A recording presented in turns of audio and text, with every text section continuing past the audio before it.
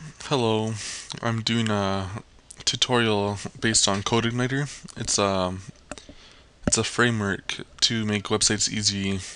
Like, yeah, it's kind of a framework. I don't know, I'm pretty bad at explaining. Um, it's supposed to make it so that you can make and manage your websites a lot easier. And I'm pretty much starting from scratch here. All I did was, well, I started a website on here before, but I deleted all that and set it almost all back to the default. So I'm working with WAMP in Vista. You can see here the C disk and WAMP. That's the folder it installs to by default. And I'm just going to the www directory, and you can see here WAMP. It's it's all started right here. So this index file controls everything that you see. This is an error page that I'm getting right now because there's no view, and I'll explain that shortly. This is just going to be a quick introduction to CodeIgniter. There is some video tutorials already from CodeIgniter. I'll show you that, but I'm just going to see if I can elaborate on the videos a little bit.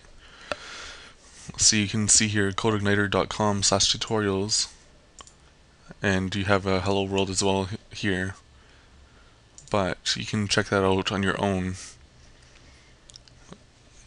as well if you want. So this is application folder. You'll be doing pretty much everything to your website in here. Most of the time you won't touch anything here. The cache is just what it sounds like. It's just a cache of all your websites. CodeIgniter, this is just to control if you're using PHP version 4 or 5, so that it's cross-compatible. And database, this is for your MySQL. You can also use Oracle and other things. This is a fonts. You can install your own custom fonts in here. These are some helpers. In later tutorials we'll go over some of these and use them more extensively. Language, English, you can do any language that you do, you just have to kind of translate it yourself.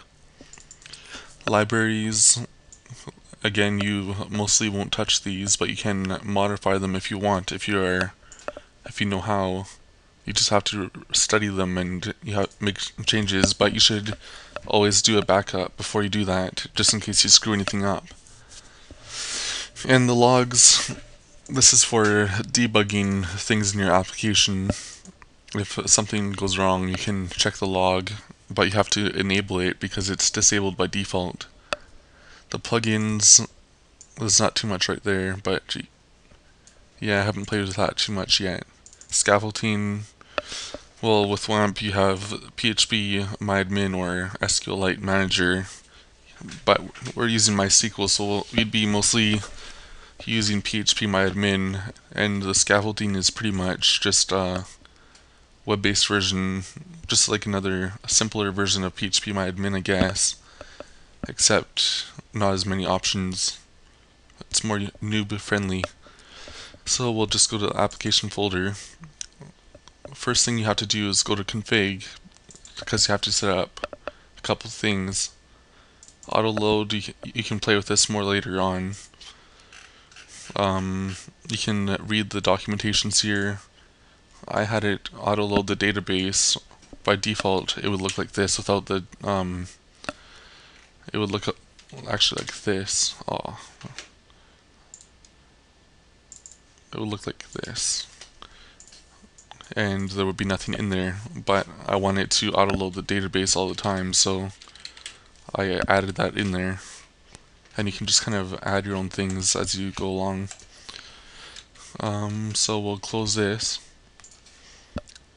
Config, you